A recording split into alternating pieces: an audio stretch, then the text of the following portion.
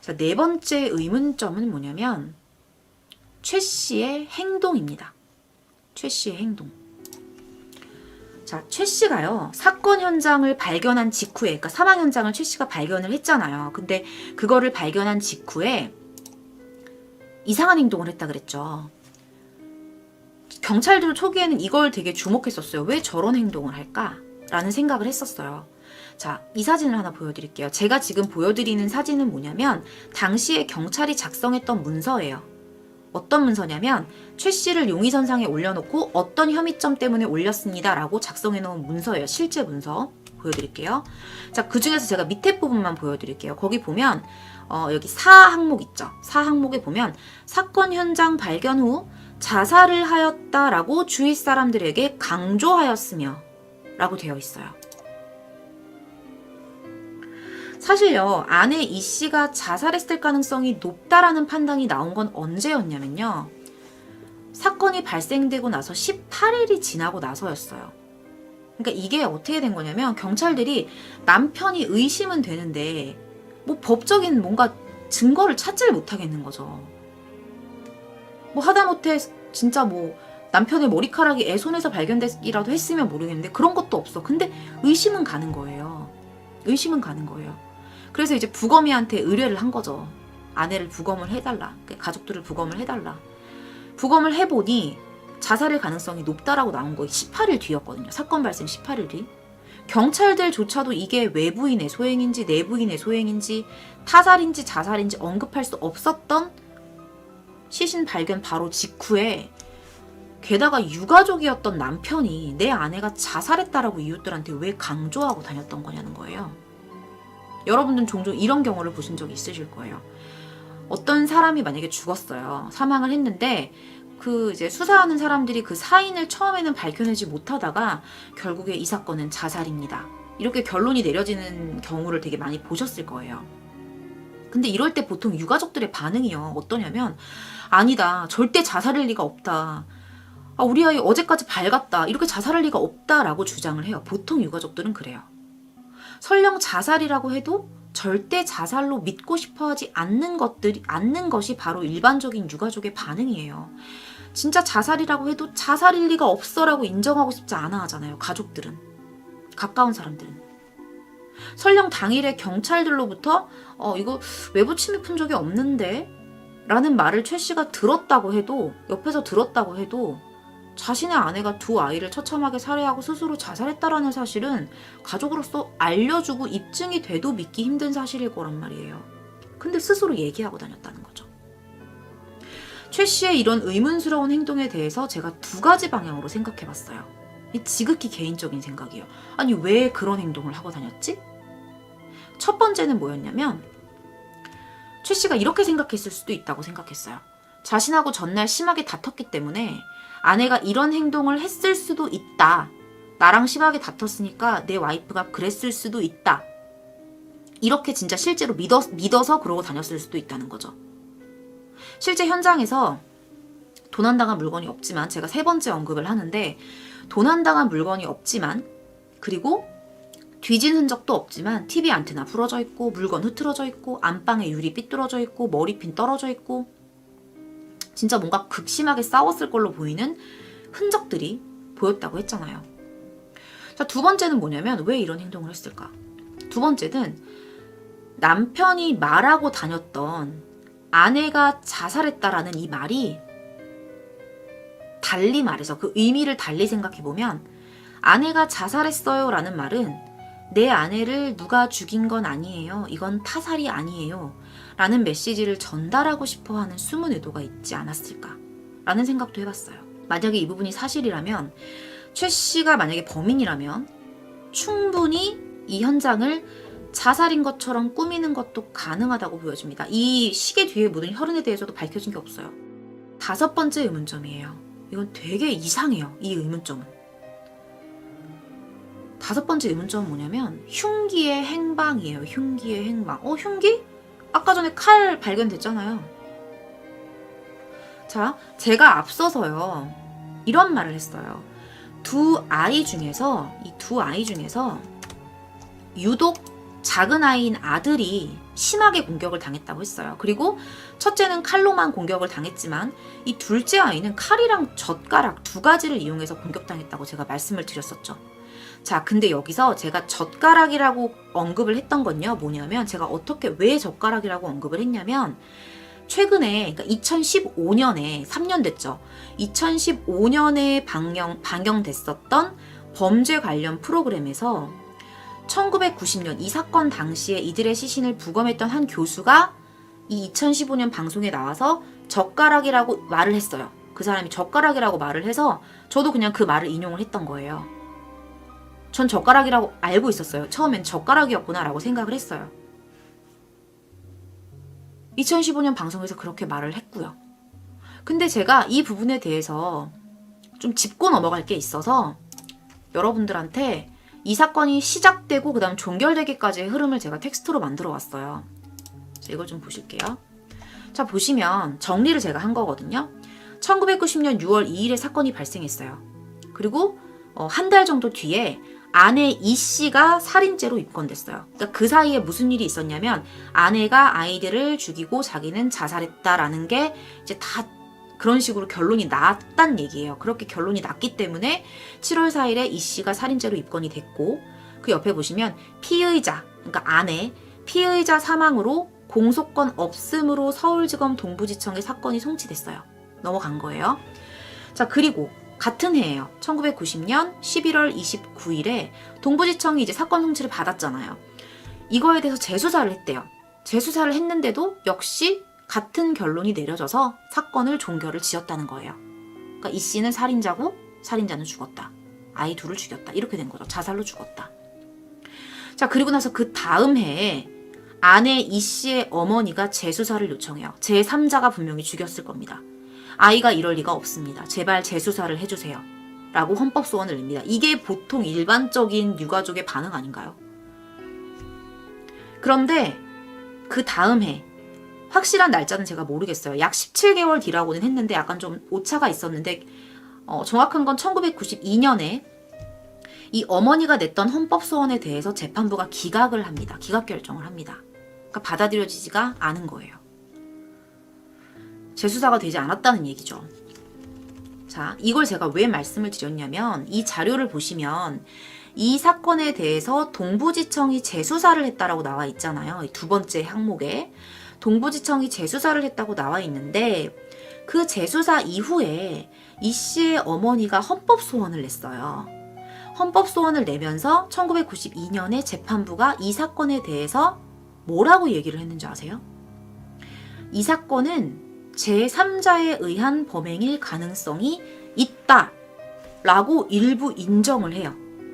일부 인정하면서 제3자일 가능성에 대한 의문점을 재판부에서 직접 제시를 해요.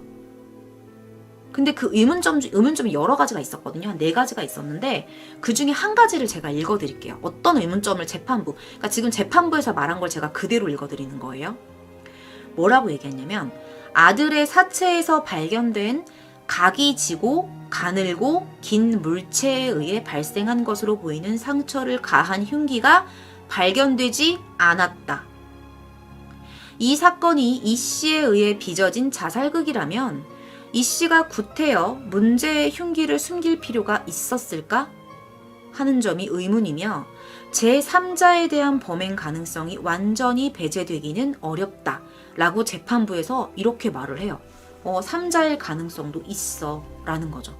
그리고 뭐라고 얘기했냐면 중요한 건 뭐냐면 각이 지고 가늘고 긴 물체, 아까 전에 젓가락이라고 얘기했던 그 흉기가요 발견이 안 돼요. 그리고 그게 젓가락인지 그냥 꼬챙인지 펜으로 찍은 건지 모르는 거예요. 분명 재판부는 아들의 사체에서 발견된 각이 지고 긴 물체라고 언급을 했지 그걸 젓가락이라고 언급하지 않았어요. 그 흉기가 분명히 사용되었음에도 불구하고 사건 현장에서는 발견되지 않았다라고 얘기를 했어요. 재수사를 했음에도 이 흉기에 대한 것이 해소되지 않았다는 것을 보여주는 대목이죠. 이 흉기는 끝내 발견되지 않았다는 거예요. 근데 2015년에 방영된 범죄 관련 프로그램에서는 1990년 당시에 부검을 맡았던 교수가 이 방송에 나와서 어떻게 해당 도구가 젓가락이다라고 딱 단정지어 말했냐는 거예요. 젓가락을 본 걸까요? 재판부에서도 각이 지고 가늘고 긴 물체라고 말하며 발견되지 않았다고 했는데 젓가락이라고 말하는 게 과연 사실인지도 궁금했어요. 근거 있는 말인지 아니면 젓가락이라고 예상을 하고 한 말인지.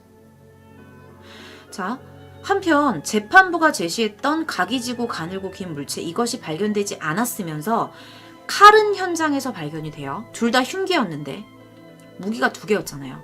칼만 발견이 돼요. 근데 이것 또한 제3자의 범행에 대한 의심을 증폭시켰습니다. 여러분들 이렇게 말씀하실 수도 있어요. 제3자가 흉기를 없애려면 이 긴 물체뿐만 아니라 칼도 없앴어야 하는 거 아닌가요? 라고 의문을 가지실 수도 있어요. 맞아요. 긴 물체도 현장에서 꼭 없어져야 될 만한 이유는 없어요. 그게 재판부의 의문점이었잖아요. 근데 젓가락이 현장에서 발견이 돼도 상관은 없어요. 어찌 보면 이 긴 물체도 범행에 사용된 물건이기 때문에 현장에 있어야 더 자연스러울 수도 있어요. 근데 칼은 달라요. 만약 여러분 이렇게 생각해 보세요. 현장에서 칼이 없어졌다. 그러니까 젓가락에 대한 생각은 하지 마시고 칼이 없어졌다고 생각해 보세요.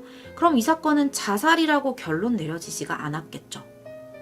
이 씨가 칼에 찔렸는데 외부인의 침입한 적이 없는데 칼이 없어졌다라는 거는 이 씨는 자살이 아니고 칼은 제3자가 숨겼다라는 설명밖에 되지 않거든요. 자살이라는 논리에 어긋나거든요. 제가 궁금한 건 뭐냐면 왜 현장에 아들을 공격하는 데 사용됐던 긴 물체만 없어졌냐는 거예요. 그러니까 왜 없어졌을까요? 이게 되게 궁금했어요. 여러분들은 어떻게 생각하실지 궁금합니다. 이외에도 여러 가지 의문점들이 있었지만 현재와 과거에서 말하는 자료들의 다소 차이가 있었고요. 차이가 있음에도 불구하고 품을 수 있는 의문점. 예를 들면 아까 최근의 자료에서는 14번, 옛날 자료에서는 25번. 차이가 있지만 결국에는 공통적인 메시지가 있어서 공통적으로 품을 수 있는 의문점이 아니다라면 제가 다루지 않았습니다. 수사 결과에 대해서 제가 말씀을 드릴게요. 이 사건은 최종적으로 아내가 남편과의 부부싸움 끝에 자녀 둘을 무참히 살해하고 스스로 목숨을 끊은 사건으로 결론이 지어진 뒤에 종결이 되었습니다. 이에 대해서 아까 제가 말씀드렸다시피 그녀의 어머니가 헌법재판소에 재수사를 요청하는 헌법소원을 냈었는데요. 결국 기각됐다고 말씀을 드렸었죠. 해당 사건이 안타까운 이유는 당연히 존재했습니다. 일반인이 보더라도 제3자에 의한 가능성이 충분히 보여지고 의문점이 존재하는 부분에 대해서 더 집중적인 조사를 하거나 입증을 하지 못한 채 단지 부검을 통해서 보여졌던 결과에만 무게를 실어서 아내가 자살인 것으로 그리고 2아이를 죽인 피의자인 것으로 종결을 지었기 때문이에요. 혐의를 입게 된 거잖아요. 당시 재판부에서도 이 부분에 대해서 뭐라고 얘기를 했냐면 이렇게 말했어요. 재판부에서. 그대로 읽어드릴게요. 수사를 담당한 검사가 법의학 교수의 시체 부검 감정서 등의 근거에서 불기소 처분을 내린 것은 정의에 어긋나거나 형평에 위반된 조치는 아니다. 그러니까 다시 말해서 정의에 맞게 형평성에 맞게 취한 거다. 왜냐하면 부검 감정서에 의해서 한 거니까. 아내가 자살이라고 보는 것이 뭐 위반된 조치는 아니다. 근데 그 말이 맞아요. 맞긴 맞아요. 따라서 헌법소원을 기각한다라는 입장을 밝혔어요. 근데 그러면서도 뭐라고 얘기를 하냐면 이 사건이 제3자에 의한 살인극으로 보여질 만한 의문점이 있다는 거에 대해서 인정을 합니다. 매우 이례적으로 또 어떤 걸 하게 되냐면 되게 이례적으로 그 3자의 범행일 수도 있다라는 의문점에 대해서 재판부에서 직접 의문점을 제시를 해요. 자, 이거는 곧 뭐냐면 재판부도 이 사건이 3자에 의한 살인일 수도 있다는 점에 대해서 100% 부정하지 못하고 있다는 걸 보여주는 거죠. 하지만 결국 이 헌법소원이 기각됐어요. 그러니까 인정은 하지만 이 헌법소원을 받아들여주진 않은 거예요. 이에 대해서 한 헌법재판소의 재판관이 이런 말을 해요. 재판부가 일가족 살해 사건의 진범이 숨진 아내가 아니라는 의문점이 있다는 걸 인정하면서도 검찰이 수사를 중지한 것에 대해서는 정의와 형평에 어긋나는 게 없기 때문에 헌법소원을 기각한다라고 결정 내린 건 부당하다. 부당하죠, 당연히. 라고 주장을 합니다. 그러니까 이게 뭐냐면 결국은 그거예요. 3자에 의한 부분도 재판부에서 인정을 해요. 삼자가 죽였을 수도 있고 그런 것들이 있지만 이거에 대한 정확한 뭐 과학적인 근거가 없는 거예요. 근데 아내가 자살했을 거라고 하는 이 추측에 대해서는 입증된 것들이 많잖아. 뭐 지문도 있었고 법의학자가 부검을 했는데 거기서 뭐 이제 주저운이 발견되고 오히려 이거에 무게를 실어서 이쪽으로 종결을 지은 거예요. 그러니까 이거예요. 이쪽으로 어디가 더 증거가 많냐, 이걸로 지을 거냐 이걸로 지을 거냐 했는데 보기에 이쪽에 입증할 수 있는 게 없는 거예요. 의심은 가는데 그렇게 된 사건인 거예요. 제3자에 의한 살인일 것이라는 의문점에 조금 더 집중을 해서 수사를 하고 그것을 법의학 교수가 사망한 이들의 시신을 부검한 결과와 종합을 해서 급하지 않게 수사를 했었다면 이렇게 어처구니 없게 수사가 종결되는 일은 없지 않았을까라는 생각이 들었습니다. 제가 제기한 의문점들도요, 제3자에 대한 의문점이 대부분이었어요. 무조건 제3자의 짓일 것이다. 이건 남편의 짓이다. 뭐 아내는 자살이 아니다라고 제가 주장하는 건 아니에요. 누구나 가질 만한 의문점에 대해서 아무도 면밀히 조사를 안 했고 단지 남편에게 법적인 혐의점이 발견되지 않고 부검을 했을 때 시신의 주저원이 나타나고 뭐 일정하게 뭐 자상의 방향이 나타나고 그리고 지문과 머리카락이 발견됐다고 이걸 가지고서 아내를 살인범으로 단정지어서 종결한 것에 대해서 안타까웠다는 거죠. 자살을 했는데도 유서도 발견되지 않았어요.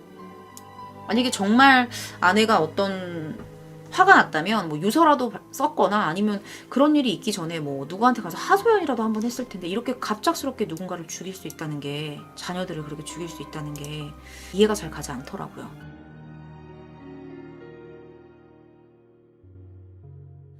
두 사람 사이에는 무슨 일이 있었던 걸까요? 이 부분이 계속 궁금하셨을 거예요. 처음에는요, 이 부부가 아무 문제 없이 잘 지내던 화목한 가정이었어요.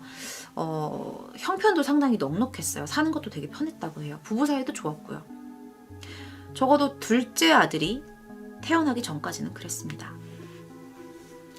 아마도 1990년 6월 2일 그날 새벽에 이 두 사람이 심하게 싸웠을 가능성이 상당히 높았어요. 그 이유는 뭐냐면 사건이 발생하기 몇 해 전부터 이 가정에 불신의 씨앗이 자라고 있었기 때문입니다. 바로 아들의 혈액형 때문이었어요. 이 부부가 둘 다 O형이거든요. 그럼 자녀들이 당연히 O형이 나와야죠. O형과 O형은 무조건 O형이잖아요. 큰딸은 O형이었어요. 근데 이 아들의 혈액형이 A형으로 나왔던 거예요. 아들이 태어나면서 이제 A형이라는 걸 알게 된 거죠. 이것 때문에 남편 최 씨가 상당한 충격을 받았대요. 왜냐면 자기는 초등학교 때랑 군입대 당시에 혈액 검사를 했는데 O형이 나왔었거든요. 당연히 아내를 의심할 수밖에 없죠. 그때부터 최 씨는요, 아내가 일하는 약국까지 찾아가서 아내를 감시하기 시작했고요. 둘 사이는 한순간에 틀어지고 이 가정에도 불화가 시작됩니다. 엄청 싸웠다고 해요. 심각한 의처증에 시달리면서 아내 이 씨를 의심하고 배신자 취급을 하면서 믿어주지 않았던 거예요. 자, 둘째 아들이 9살이었고요. 태어나면서부터 그 의심이 시작됐으니까 이 가정의 불화도 상당히 오래 묵었고 쌓였던 것으로 보였습니다. 아마 이날 밤도 이렇게 술을 먹고 들어온 이 최 씨가 아내하고 이런 문제에 대해서 심하게 다투면서 이웃과 경비원이 그 소리를 들었던 것으로 보였습니다. 남편이 아내와 아이들을 살해한 것이든 아니면 아내가 아이들을 살해하고 자살한 것이든 두 경우 모두 다 이 사건 발생 이전에 어떤 극심한 싸움과 갈등이 있고 난 뒤에 벌어진 것이라고 보기에 충분하죠. 그날 밤의 갈등이 아마 아들의 혈액형 때문일 가능성이 높다고 보여지는 이유는요, 유독 불화의 원인이 되었던 아들만 두 가지 흉기에 의해서 더 잔인하게 살해되었기 때문입니다. 아들에게만 조금 더 분노가 표출되어 있었다는 거죠. 이 사건은요, 수사가 이루어졌던 순간부터 수사가 종결된 시점까지 그 과정에 대해서도 제가 지금까지 말씀드린 것처럼 되게 많은 의문점이 있었어요. 재판부에서도 그랬고요. 그래서 그 부분이 상당히 아쉬운 사건이었습니다. 하지만 이 일가족의 참극이 더 안타깝고 더 비극적인 사건으로 남게 된 데는 또 다른 이유가 있습니다. 이 사건이 벌어지고 이제 시간이 좀 지나서 남편이 혈액형 검사를 했어요. 근데 정말 믿고 싶지 않은 결과가 나오게 돼요. 30년 동안 O형으로 알고 있었던, 그리고 스스로도 확신했던 남편 최 씨의 혈액형이 재검을 해보니까 A형이었던 거예요. 결국 아들이 A형인 건 당연한 결과였던 거죠. 만약 최 씨가 아내를 의심하고 힘들게 해서 O형이라고 자신하기 이전에 혈액형을 한번 검사를 받아봤었더라면 이런 참극이 벌어지지는 않았을 수도 있었을 텐데, 아니면 차라리 이 모든 일의 원인이 혈액형 때문이 아니었다면 어땠을까라는 그런 안타까움마저 들게 만드는 사건이었습니다.